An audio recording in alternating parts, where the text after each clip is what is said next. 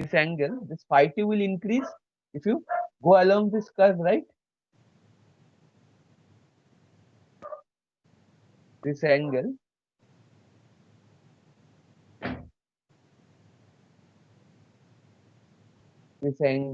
ये एंगल जो है, आप अगर कर्व में आगे बढ़ोगे तो ये बढ़ता रहेगा।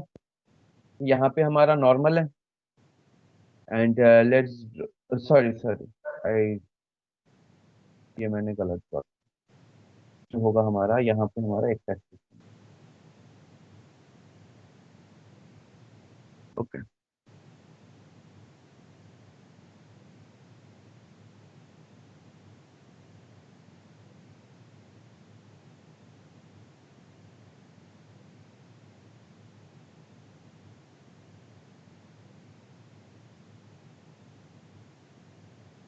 if you draw line parallel to x axis like this and this, ये जो एंगल है हमारा ये बढ़ता रहेगा, ठीक है। ये हमारा फाइव टी है, this is also five T. तो ये जो फाइव टी है this is less than this. Okay, तो अगर हमारा concavity, this side is concave,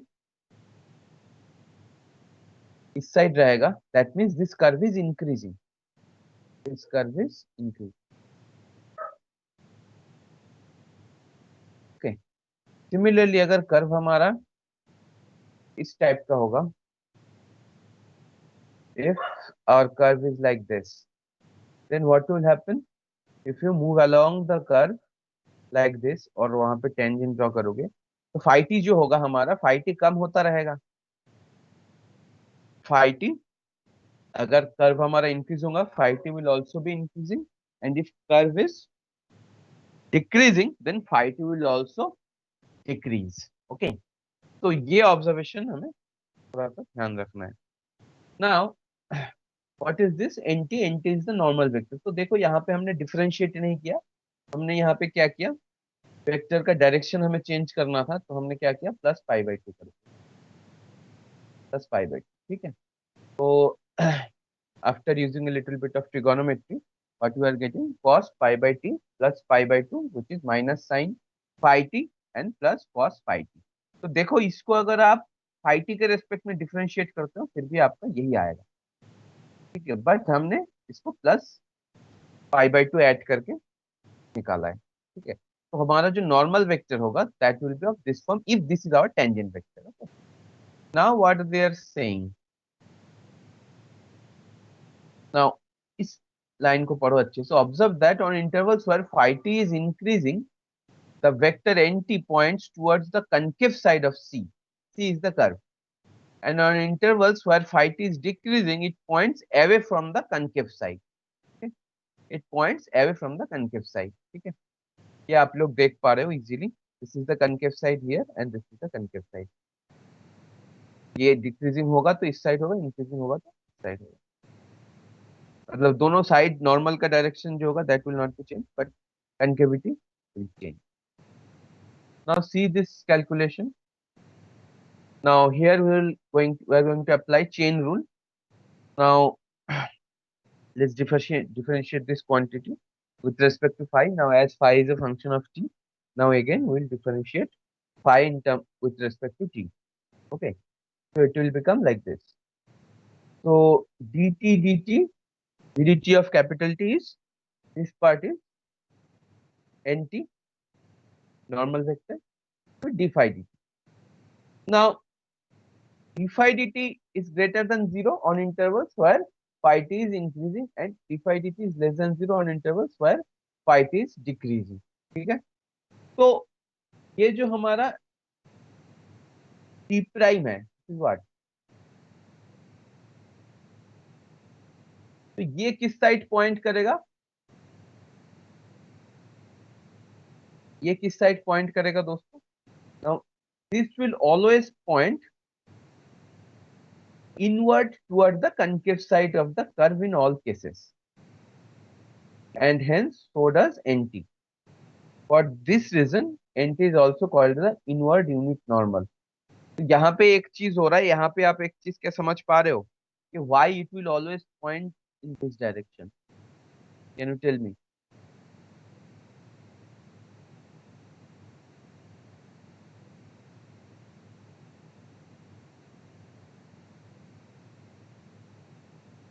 जो ये t प्राइम है, tt of t,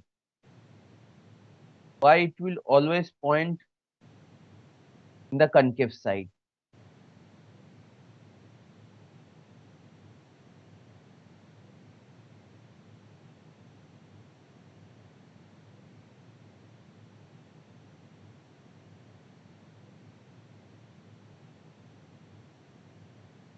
Why it will always point in the concave side? Can you tell me?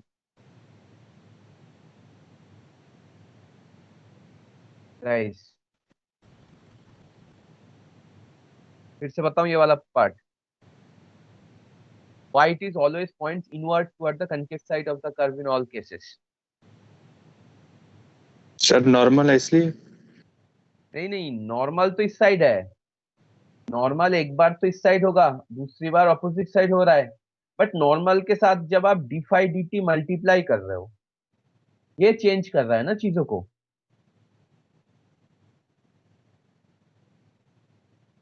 Phi is a function of T.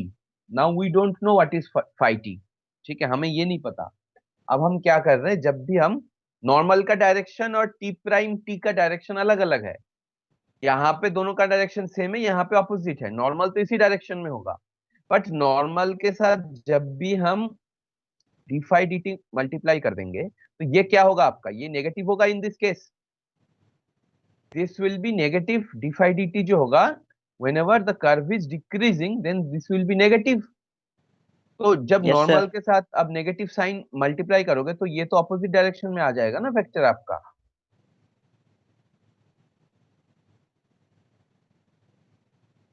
Are you getting my point?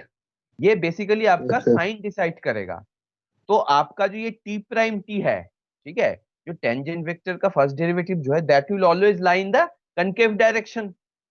यहाँ पे ये क्या है आपका, D phi D T यहाँ पे positive है. तो यहाँ पे क्या हो रहा है, नॉर्मल के साथ डी ऑफ कैपिटल टी जो है, they will remain in the same direction. Okay, now in this case, as d phi dt is negative, this will be in the opposite direction. So ultimately, what is the conclusion?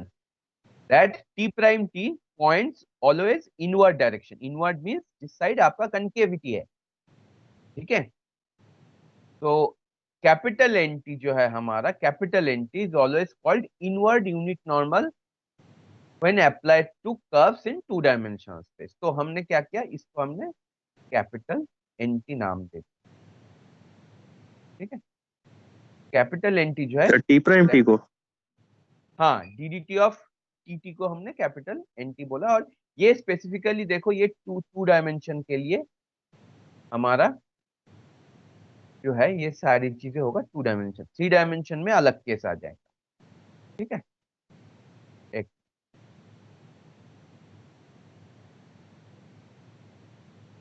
बताओ ये वाला portion फिर से बताऊं मैं, या फिर ठीक है? ठीक है सर। ठीक है, आगे बढ़े फिर. It's okay. तो ये जो स्मॉल एन टी है, that is the only normal vector. ठीक है, which is in in this direction.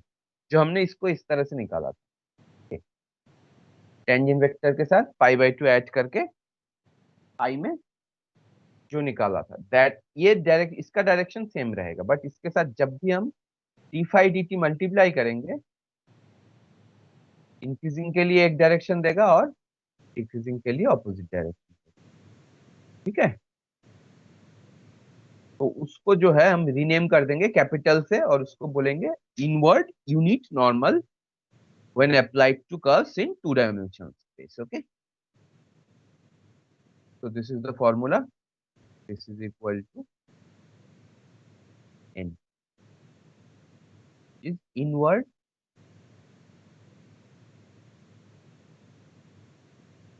unit normal. Normal vector आप स्मॉल एन टी को भी कह सकते हो, ठीक है, बट कैपिटल एन टी जो होगा that will be inward unit normal vector. अब ये वाला ट्रिवियल है, हमने आर्क लेंथ पैरामीटराइजेशन सीखा हुआ है, तो same formula will be applied when you want to find out the unit normal and unit tangent vector in terms of arc length. Okay,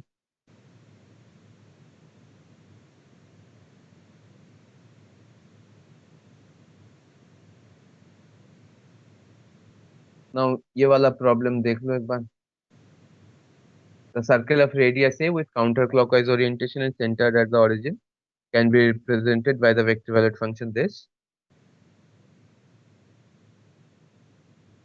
Parameterize this circle by arc length and find TS and NS. Okay, तो parameterize करना है हमें, S equal to 80 वाला formula use करके T equal to S by हमने यहाँ put कर दिया। उसके बाद then we applied these two formulas, ये जो दो फॉर्मूला है इनको हमने अप्लाई कर दिया, ये किया। So they are basically tangent vector and unit normal vector in terms of arc length, ठीक है। So before going into that, let's solve one or two problems using this concept.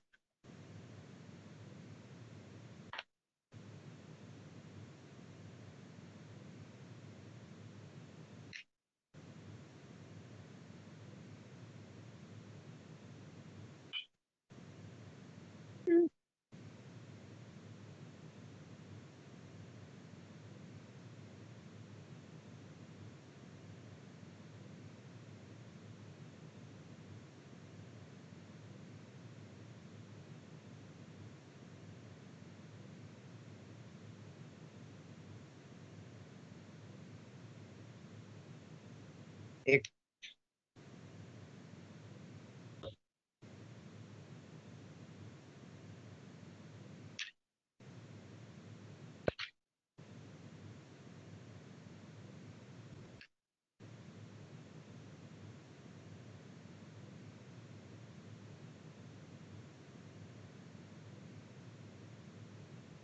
अच्छा इसका करो,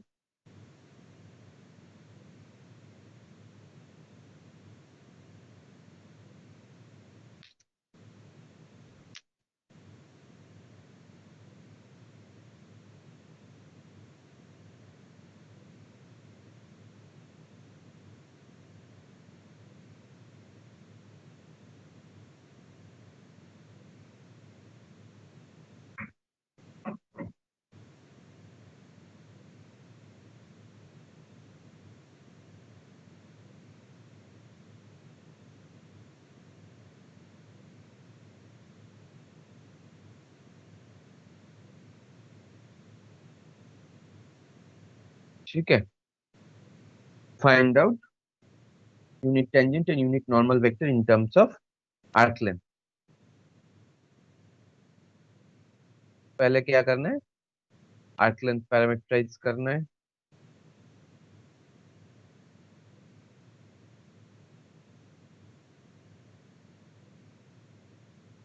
then use these two formulas,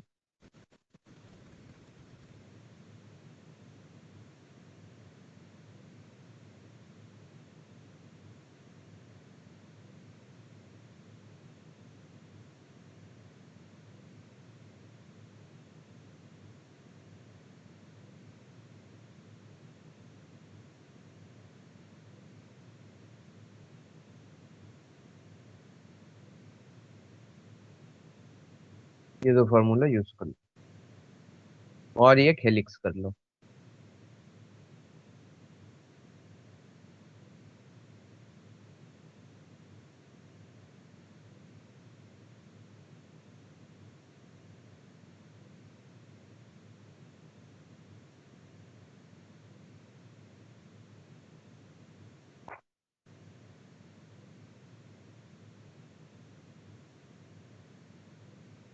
ठीक है, ये दोनों problem करो। आर्क लेंथ पैरामीटराइज करना है, फिर यूनिट टेंजेंट और अच्छा ये आर्क लेंथ के केस में वाई वी आर यूजिंग, क्योंकि हमारा जो टेंजेंट वेक्टर था वो तो यूनिट टेंजेंट वेक्टर, वो तो ये वाला फॉर्मूला था।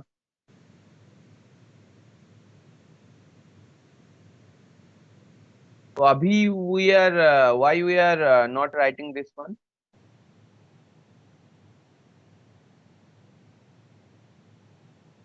ये क्यों नहीं लिख रहे? Sorry, double prime.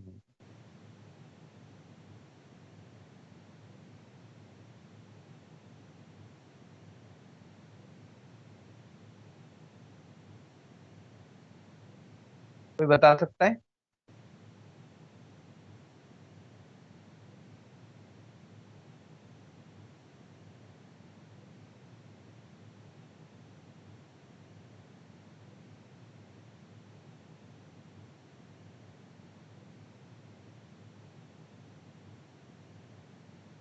करो ये, और मुझे एक इस क्वेश्चन का आंसर दो। Why we are not writing the denominator in term in case of unit tangent vector in terms of arc length?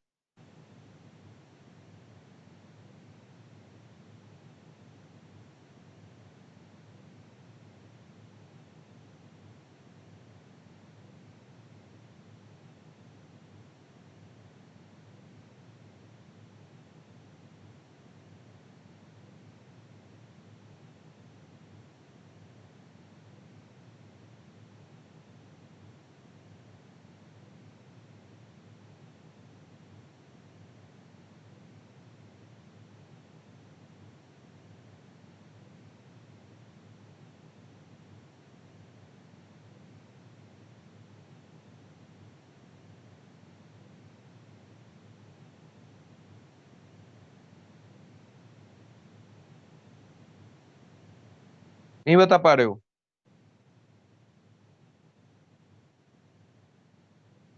No sir.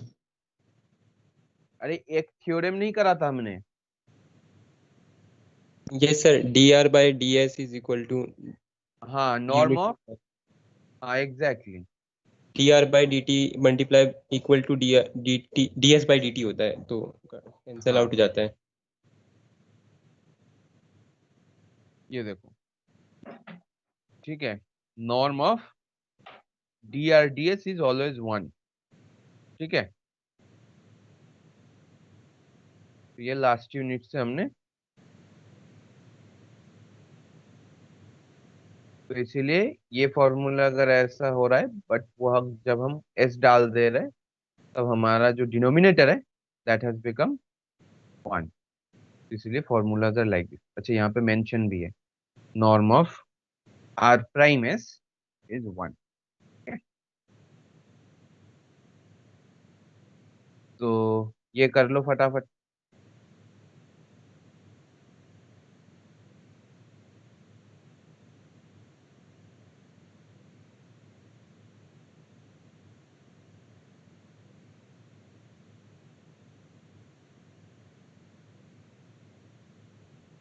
करके मुझे बताओ टी एस क्या होगा in this case.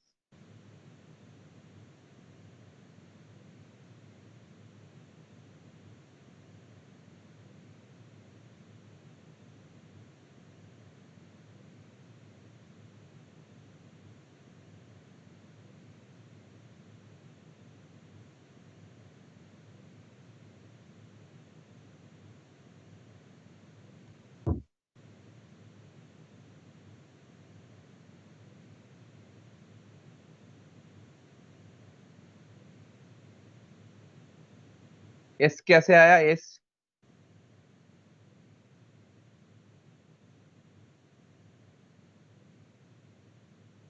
What is S dear?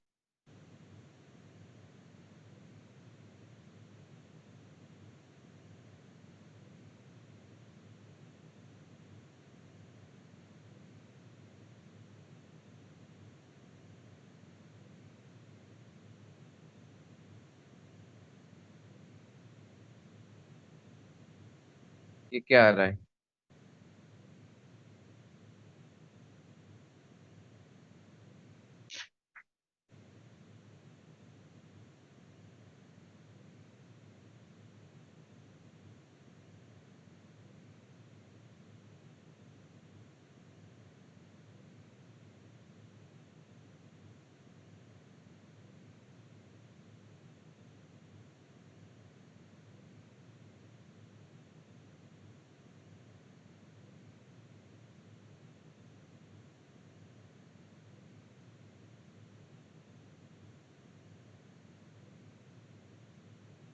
बताओ भाई ये क्या आ रहा है?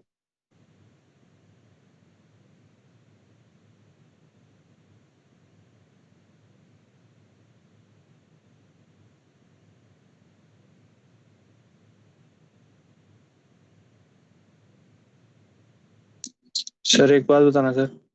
हम्म। सर जैसे आप पहले पैरामीटराइजेशन आर्क लेंथ पैरामीटराइजेशन में एक ग्राफ बनाते थे, हम्म। टी और टाउ के बीच में रिलेशन, मतलब।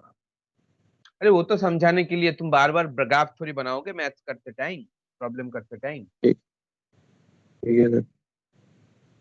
ग्राफ बनाने की जरूरत नहीं है, डायरेक्ट फॉर्मूला यूज करो और बताओ मुझे आर प्राइम टी क्या होगा इन दिस केस।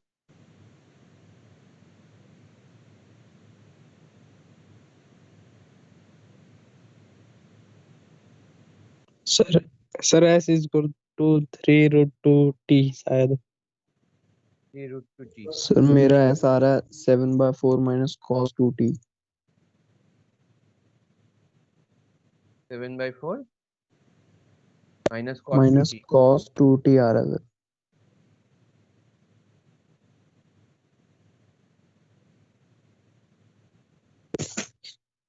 सर मेरा 3/4 माइनस कॉस 2t आ रहा है। 3/4 माइनस कॉस टू टी, तो किसका सही है? सर 3t आ रहा है, 3t। अच्छा, किसी का 3t भी आ गया। और तब एक एक आंसर भी दो जने का नहीं आया।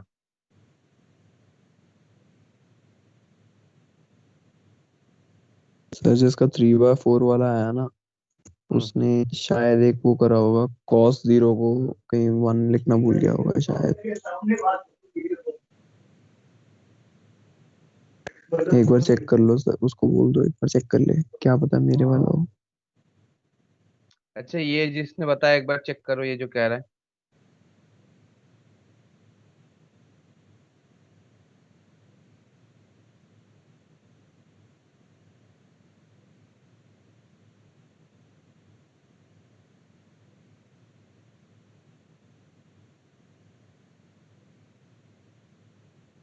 ये क्या होगा फिर, स्क्वायर कर देंगे। सर मैंने दूसरे वाले को वैसे बताया है सर। Sorry sir. कोई बात नहीं।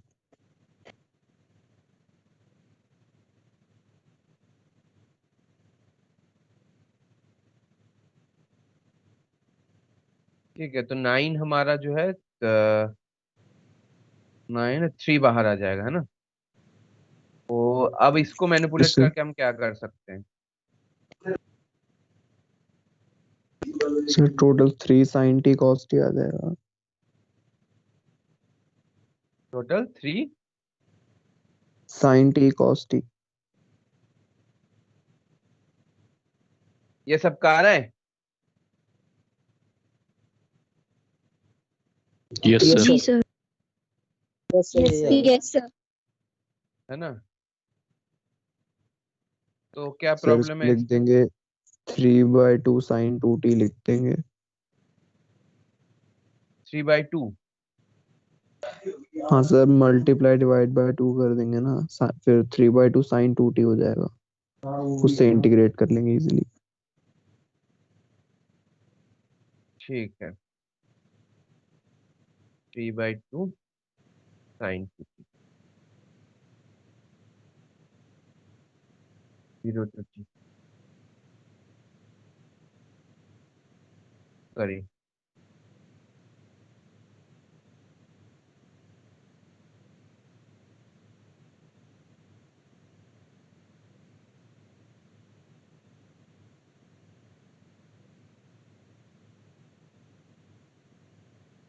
ठीक है, तो इसका इंटीग्रेशन क्या आ रहा है दोस्तों?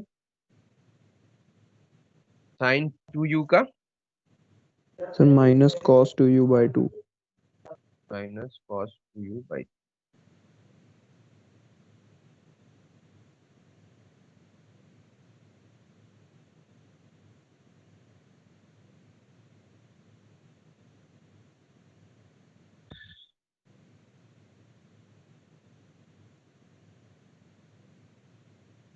ठीक है,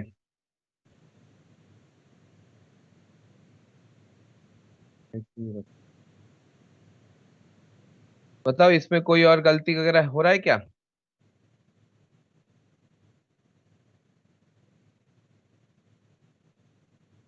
माइनस ऑफ कॉस जीरो क्या होगा? 1 हो जाएगा, 1/, ठीक है। 3/2, 3/4,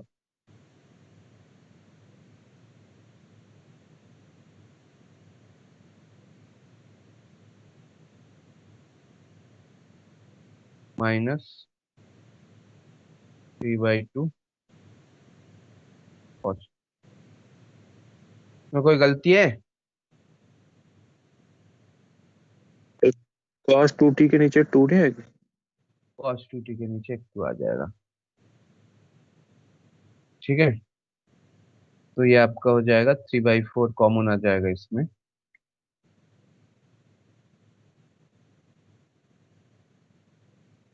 3/4 कॉमन आ जाएगा।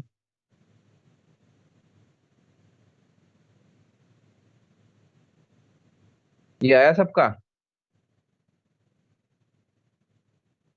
कोई गड़बड़ी है इसमें? हाँ सर यही आएगा। ठीक है फिर। मेरा एक ब्रैकेट की वजह से गलत हो गया था। ठीक है, तो ये ऐसा आ गया ये।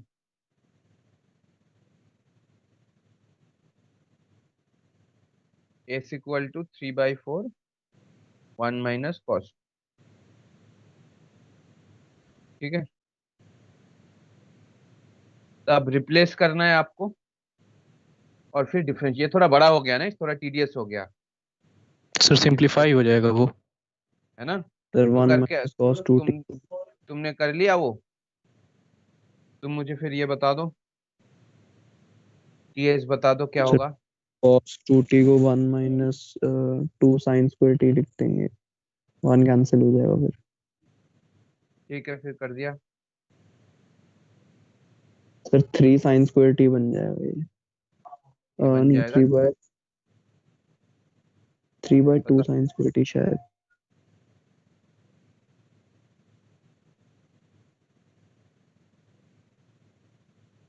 कॉस 2t को क्या लिखेंगे?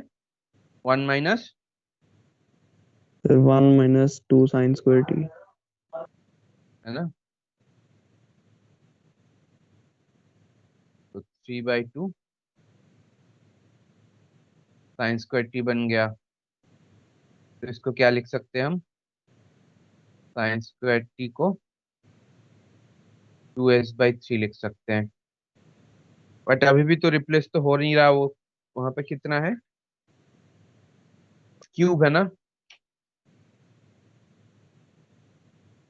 Sine cube T.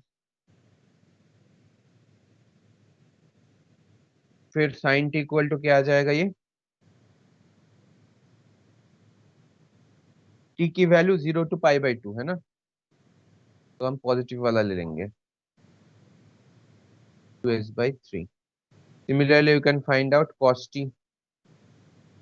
Cos T भी आप निकाल सकते हो, 1 minus 2s/3,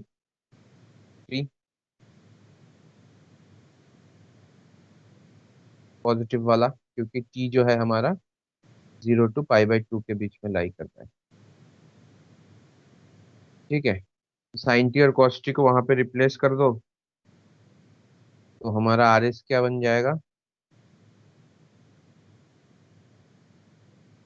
1 minus 2s/3 whole power 3/2 आई प्लस 2s/3 होल पावर 3/2 जे। इसको हमें एस के रेस्पेक्ट में डिफरेंशिएट करना है, which is r prime s. That will be your tangent. And what about the normal vector? Normal will be,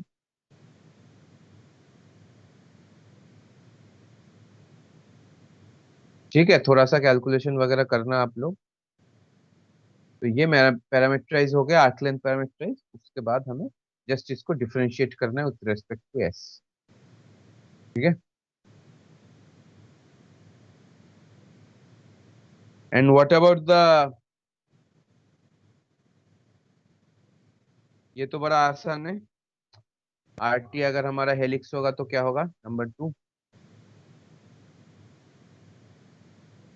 ये आप लोगों ने लास्ट क्लास में किया था ना, एक बार देख के बताओ मुझे।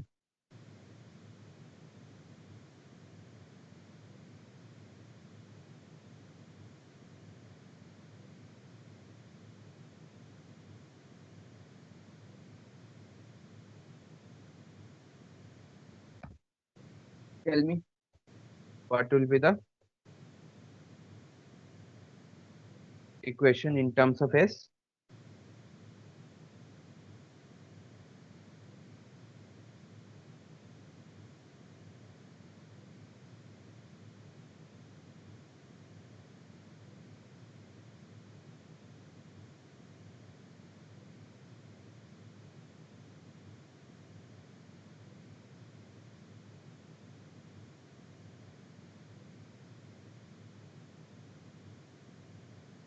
आर एस क्या होगा इसका,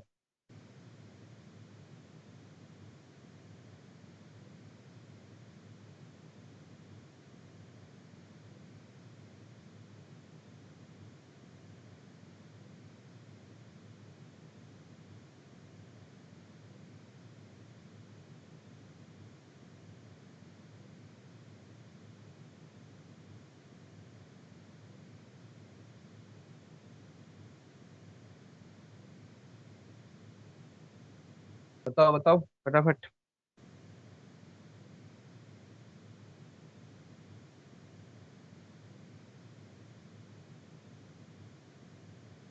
आर एस क्या था हमारा, 2 cos एस बाई 2√5 था ना।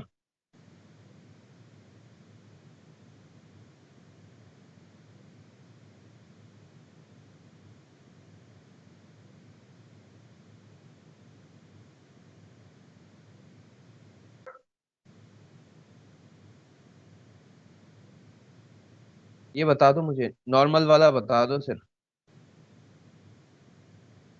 एन एस क्या होगा। चलो चलो चलो।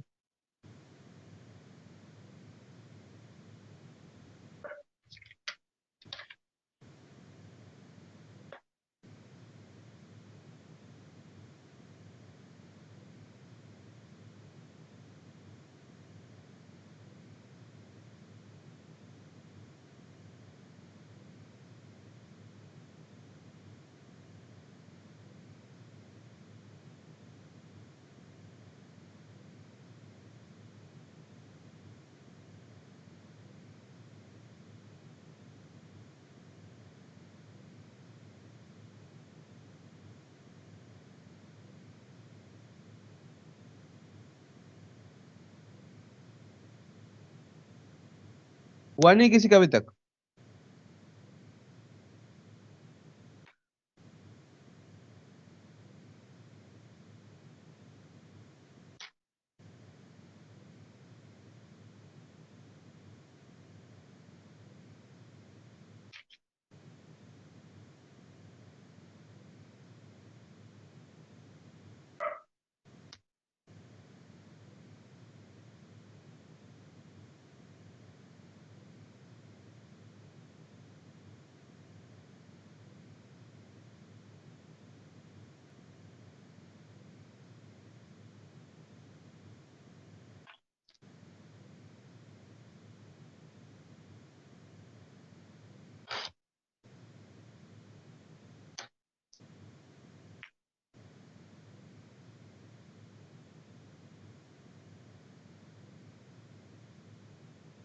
तो थोड़ा सा कैलकुलेशन वगैरह प्रैक्टिस करना, काफी टाइम लग रहा है आप लोगों को, इस तरह का प्रॉब्लम आएंगे एग्जाम में।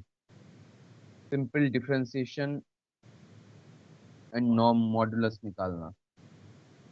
ठीक है, please make sure you practice.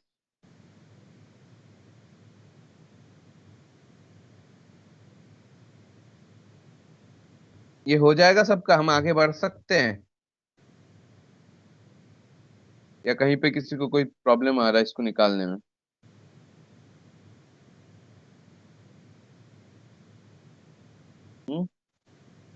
Guys, चलो मूव फर्दर, आगे बढ़ू क्या?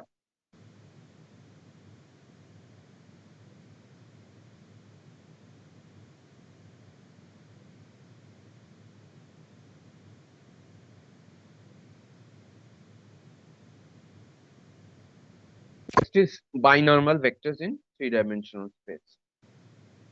Now, binormal vector is nothing but cross product of tangent vector and normal vector. Okay. So यहाँ पे if you use thumb rule, then this will be the direction for the cross product, and that is denoted by capital B. Okay, B is called binormal vector. Now, as you can see, they are cross product of these two vectors. That means B, T, and N. This is the normal vector, tangent vector. This is the binormal vector. They are orthogonal to each other. They are basically perpendicular to each other. Okay.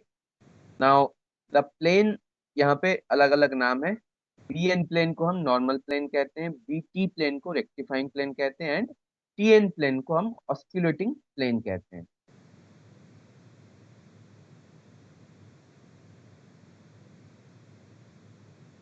तो basically यहाँ से आप और एक चीज क्या कह सकते हो? Now if you multiply this counterclockwise, then it will give you the other one.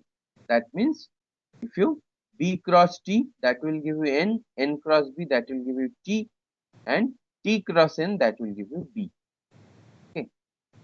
So they are perpendicular to each other, and if you follow this triangle, this counterclockwise triangle, then it will give you the other vector. See here. Okay. And the norm of this cross product is 1. Norm of this cross product is always 1. So these three vectors is a set of three mutually orthogonal unit vectors. They are mutually orthogonal unit vector because T and N जो है हमारा unit tangent and normal vector है. BT जो है वो हमारा इस दो यूनिट वेक्टर से ही बना हुआ है. दैट्स वाई BT को हमें नॉर्म से और डिवाइड करने की जरूरत नहीं है, because already it is unit. Now this TNB frame is sometimes called Frenet frame. Frenet. Don't pronounce it Frenet. Frenet. Frenet frame in honor of the French mathematician Juan Frederick Frenet. Okay. तो यहाँ पे देखो एक similarity है हमारा XYZ coordinate system determined by the unit vector ijk remains fixed, whereas the TNB frame changes as its origin moves along the curve C. तो basically ये क्या कह रहा है? ये आपका जो origin है ये कर्व के अकॉर्डिंग मूव कर सकता है. तो ये जितना मूव करेगा आपका, इसमें टेंजेंट और नॉर्मल वेक्टर भी चेंज होता रहेगा, और टेंजेंट और नॉर्मल वेक्टर अगर चेंज होगा तो binormal vector will also be changed, and this whole system will be changed. तो हर पॉइंट पे टेंजेंट के लिए एक एक सिस्टम हमें TNB फ्रेम मिलेगा. ठीक है.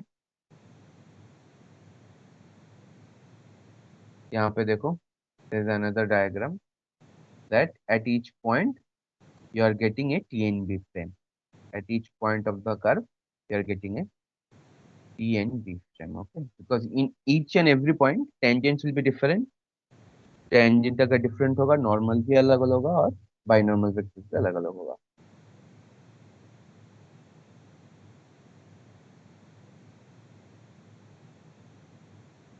तो बाइनॉर्मल जो है BT can be expressed as this also. Just हमने और वही टेंजेंट और नॉर्मल वेक्टर का जो फॉर्मूला है इन टर्म्स ऑफ आर हमने लिख दिया है.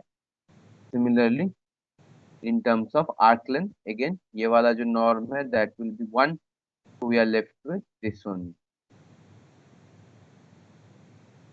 ठीक है, फिर इसका मैं कुछ प्रॉब्लम आप लोगों को व्हाट्सएप पे भेज दूंगा, आप लोग उसको सॉल्व करना.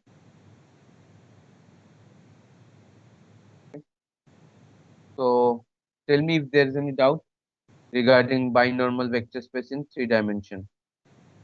Binormal vectors in 3 dimension के लिए किसी को कोई डाउट? ओके.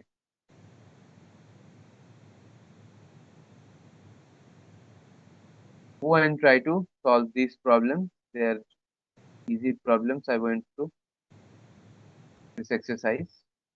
तो आप लोग इसमें से प्रॉब्लम करना and please focus on the calculations. Focus on calculation, क्योंकि आप लोग ज्यादा प्रैक्टिस करते नहीं हो.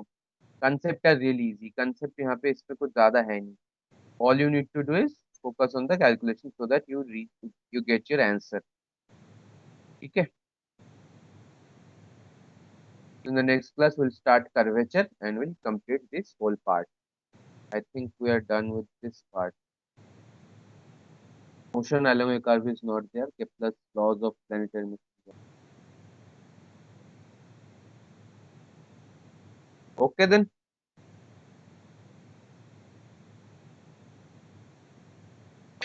Sir test unit normal vector तक आएगा? टेस्ट जो आएगा आपका कर्वेचर तक आएगा. सर लास्ट टाइम तो यूनिट नॉर्मल वेक्टर तक बोला था. नहीं नहीं, मैंने बोला था आप लोगों को फंक्शन ऑफ सेवरल वेरिएबल छोड़ दूंगा मैं.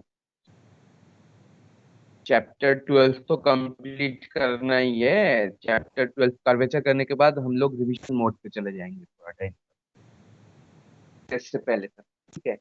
और जो आपका टेस्ट होगा that will be from unit 2 to up to curvature. Unit 2 का सारा वो एरिया वाला चीज होगा. ठीक है. और कर्वेचर तक. ठीक है. तो यहाँ पे ये जो प्रॉब्लम्स है 15 to 18, ठीक है, ये and these go for these problems. More focus is on calculation. Calculation पे फोकस करना. ठीक है. ओके. चलो एक मिनट.